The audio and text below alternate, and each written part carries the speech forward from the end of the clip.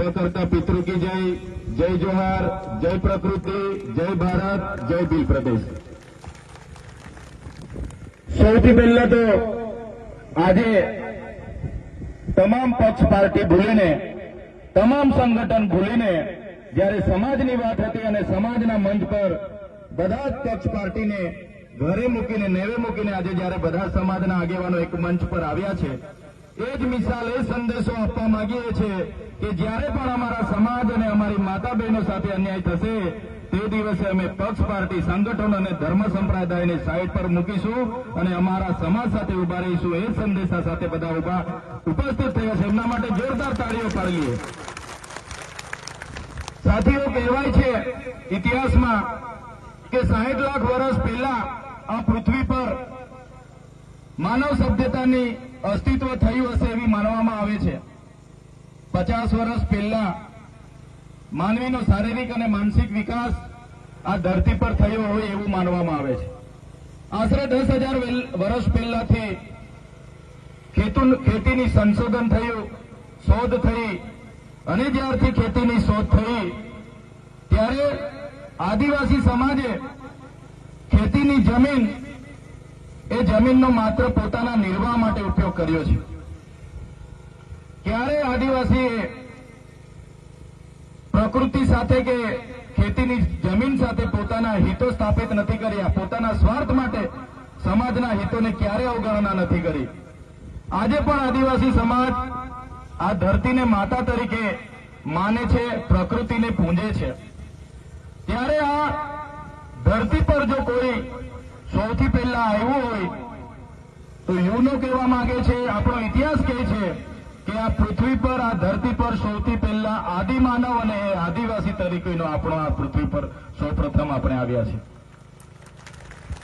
આદિવાસી આ ધરતીનો માલિક છે। આપણા વિસ્તારોમાં નાના નાના કબીલાઓ હતા, સરદારો હતા, આપણા નાના નાના રજવાડો હતા, રાજાઓ હતા, પણ સભ્યતા સમાજની વાત કરનારાઓ સમાજોએ વિદેશીઓના આક્રમણો થયા, આર્યો આવ્યા, શકો આવ્યા, હુણો આવ્યા, જમીની માર્ગે જેને પણ આ દેશમાં ઘૂસવાનું મળ્યું એ બધી જ પ્રજાતિઓ અહીંયા આવી।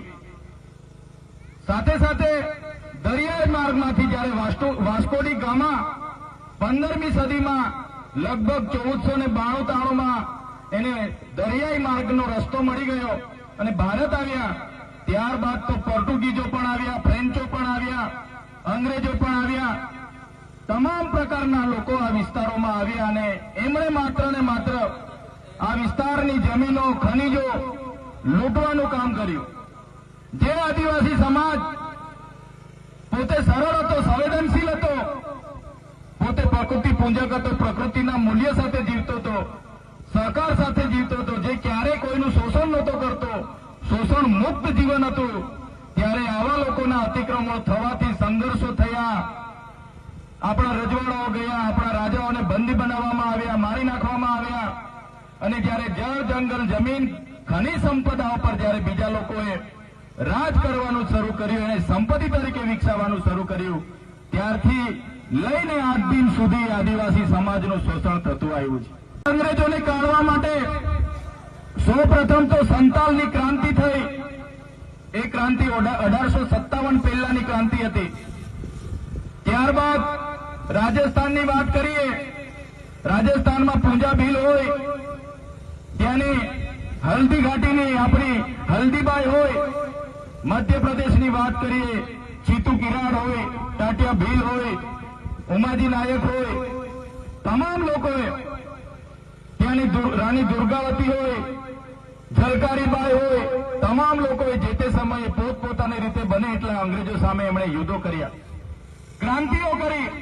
મહારાષ્ટ્રમાં ખાદ્ય નાયક, ઉમાજી નાયક હોય, માંગોરા નાયક હોય, તમામ લોકોએ, રામદાસ મહારાજ હોય, ગુલામ મહારાજ હોય, બધા જ લોકોએ પોતપોતાની રીતે ક્રાંતિ કરી। 1857માં પણ તાત્યા ટોપેની સાથે કે ગમે તે જગ્યાએ કોઈ પણ લોકોને જ્યાં પણ તક મળી, હજારોની સંખ્યામાં આદિવાસીઓ આ દેશને કઈ રીતના આઝાદ કરવો, અંગ્રેજોને આ દેશમાંથી કઈ રીતના કાઢવા, એ ક્રાંતિમાં જોડાઈ ગયા। ઝારખંડ, બિહારની વાત કરીએ, બિરસા મુંડા હોય, સિંધુકાનો હોય, ઝાલોફૂલો હોય, તમામ લોકોએ જે તે સમયે પોતાની આહુતિ આપી દીધી, શહીદીઓ વરી લીધી. માનગઢમાં ગુરુ ગોવિંદજીએ ત્યાં સમસંભા મળી, સ્વાયત્ત રાજની માંગ કરી અને સામંત રાજાઓ અંગ્રેજોએ ગોળીબાર કરીને 1500 થી પણ વધારે લોકોએ ત્યાં મોતને ભેટીને શહીદી વહોરી. આ આપણો ક્રાંતિકારી, તે સમયનો આપણો ક્રાંતિકારી જોશ હતો. આપણા લોકોએ આટલી મોટી ક્રાંતિઓ કરી છતાં દુઃખ સાથે કહેવું પડે છે કે દેશના ઇતિહાસમાં ક્યાંય આપણા લોકોને સ્થાન નથી મળ્યું.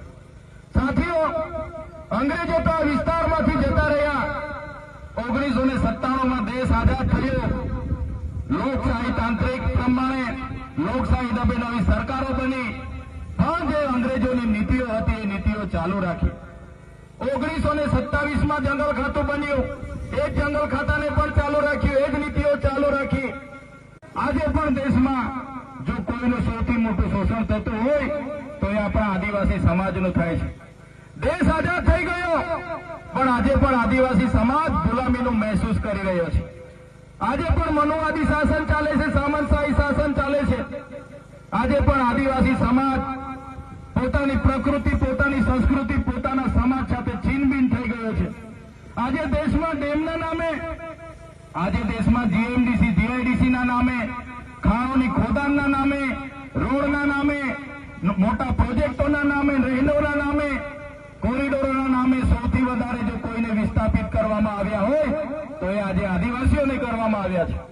આજે દુઃખ સાથે કહેવું પડે છે, આજે દેશમાં 1,40,00,000 આદિવાસીઓ બેહાલ છે, બેઘર છે, બેબસ છે, જેમને વિસ્થાપિત કરી દેવામાં આવ્યા છે.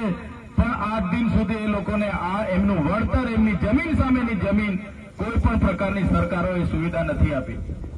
ત્યારે સાથીઓ, આજે આપણે વન અધિકાર અધિનિયમની વાત કરીએ છીએ. વન અધિકાર અધિનિયમ 2006માં બન્યો. એના પહેલા પણ 1980માં વન અધિકાર કાનૂન બન્યો હતો. ત્યારે પણ આ લોકોએ આપણા લોકોને જે જંગલની જમીન ખેડતા હતા એમને અધિકારના દાવાઓ નહોતા આપ્યા. આદિવાસી જંગલ ખાતું કહેવા માંગતું હોય કે આ જમીનો અમારી છે, ત્યારે હું આજના મંચ પરથી કહેવા માંગુ છું જંગલ ખાતાને પણ, તમારું જંગલ ખાતું તો 1927માં બન્યું છે.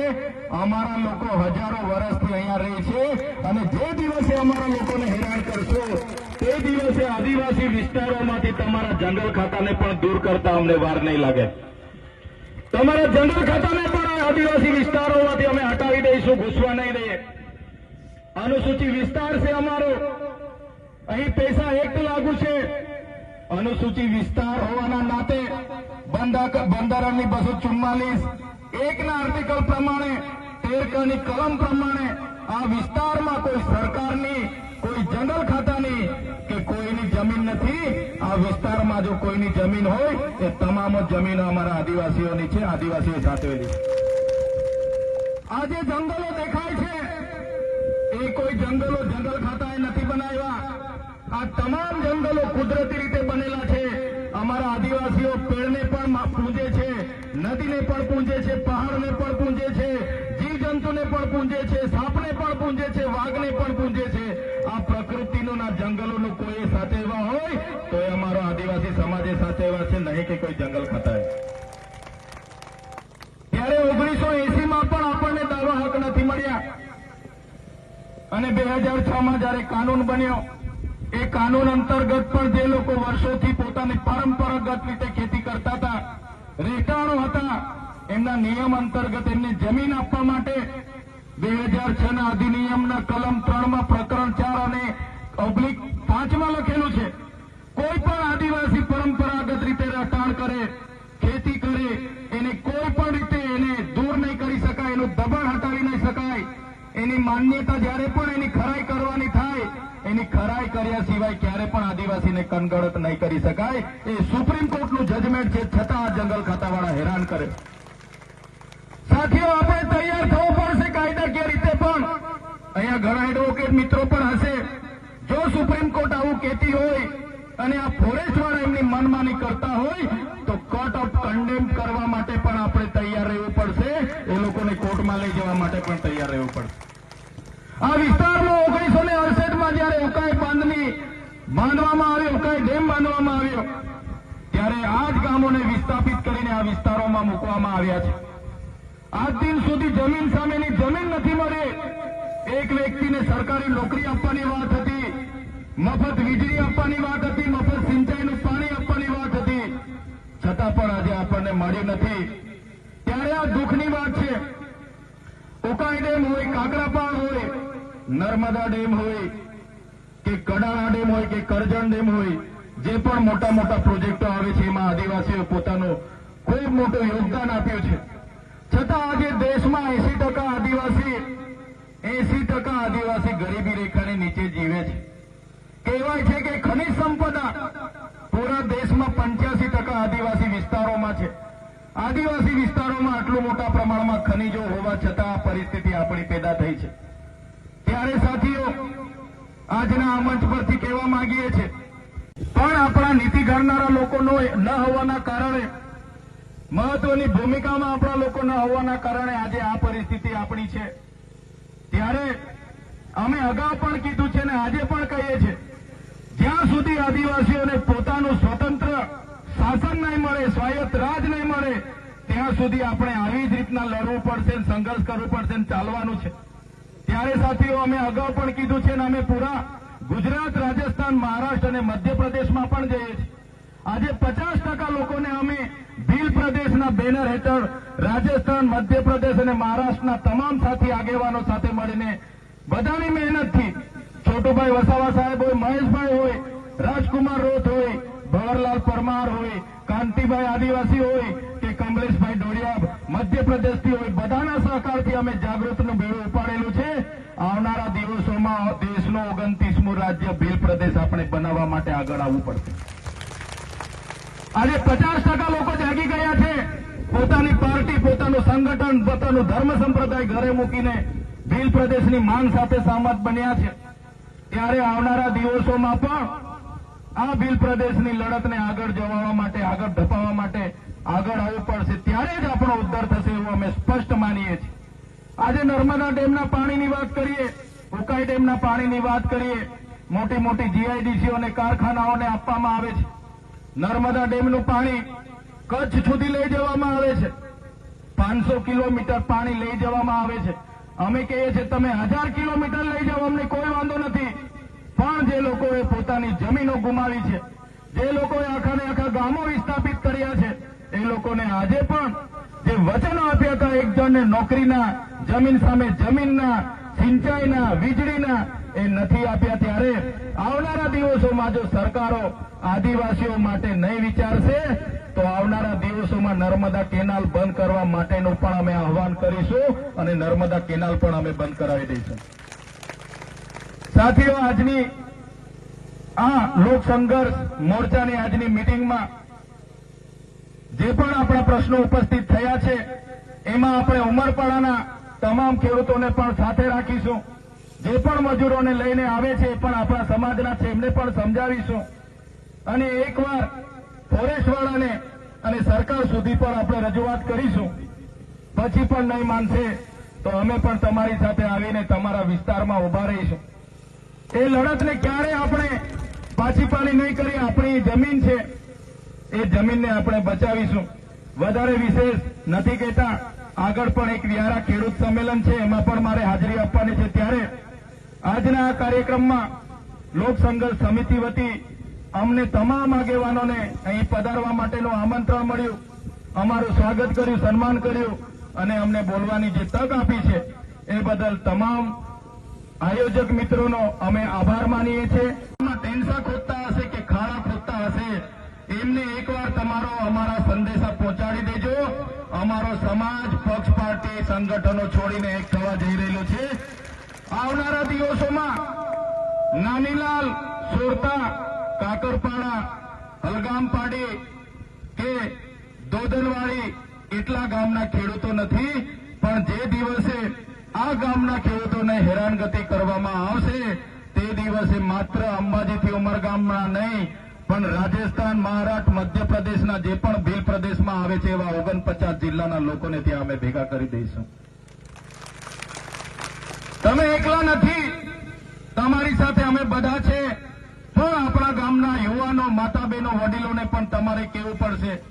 જ્યારે પણ આપણા કુદરતી અધિકારોની વાત આવે, જ્યારે પણ આપણા માનવ અધિકારોની બચાવવાની વાત આવે, જ્યારે પણ આપણા સામાજિક મૂલ્યોને બચાવવાની વાત આવે, ત્યારે બધાએ એક થવું પડશે, બધાએ બહાર આવવું પડશે અને બધાએ લડવું પડશે. લડત એવી કરવી પડશે. હવે લડેંગે જીતેંગે જિંદાબાદ મુર્દાબાદ કરવાનું થતું નથી. હવે આવેદન નિવેદન તમે 2008 થી આપીને થાકી ગયા. હવે કરવાનું થતું નથી. હવે તમે એકવાર એમને પૂછી લો કે હવે શું કરવા માંગે છે જંગલ ખાતું અને પોલીસ વાળા. પછી અમને તમે જણાવો, અમે આવા તૈયાર છે. આવનારા દિવસોમાં જો લડાઈ કરવાની થશે તો આરપારની લડાઈ થશે. ક્યાં સુધી આવેદન નિવેદન જિંદાબાદ મુર્દાબાદ કરતા રહીશું? ક્યાં સુધી વિસ્થાપિત થતા રહીશું? ક્યાં સુધી આપણા સમાજ સાથે, સંસ્કૃતિ સાથે, પ્રકૃતિ સાથે ક્યાં સુધી આપણે છિન્ન ભિન્ન થતા રહીશું? આ દેશમાં આઝાદી પછી આટલી ખરાબ કોઈની હાલત હોય એ આપણી છે. આજે 8% દેશમાં આદિવાસી વસે છે. ગુજરાતમાં 15% આદિવાસી વસે છે. પણ જ્યાં નિર્ણાયક ભૂમિકામાં આદિવાસી નથી, ન્યાય પ્રણાલિકામાં આદિવાસી નથી, કોર્પોરેટ જગતમાં આદિવાસી નથી, મેઇન ભૂમિકામાં અધિકારોમાં આદિવાસી નથી, ત્યારે સાથીઓ આપણે જાગવાની જરૂર છે. આ જંગલની જમીન આપણી છે. કોઈએ પીછેહટ કરવાની નથી. અમે તમારી સાથે છે. તમામ આગેવાનો તરફથી હું તમને વચન આપું છું કે જ્યારે પણ તમારી લડતની જ્યારે શરૂઆત કરશો ત્યારે અમે કહેજો, અમે બધા જ લોકો પક્ષપાટી બોલીને તમારી સાથે ઉભા રહીશું. તમારે ક્યારેય કોઈની સાથે ડરવાની જરૂર નથી. મિત્રો, આઝાદીના 78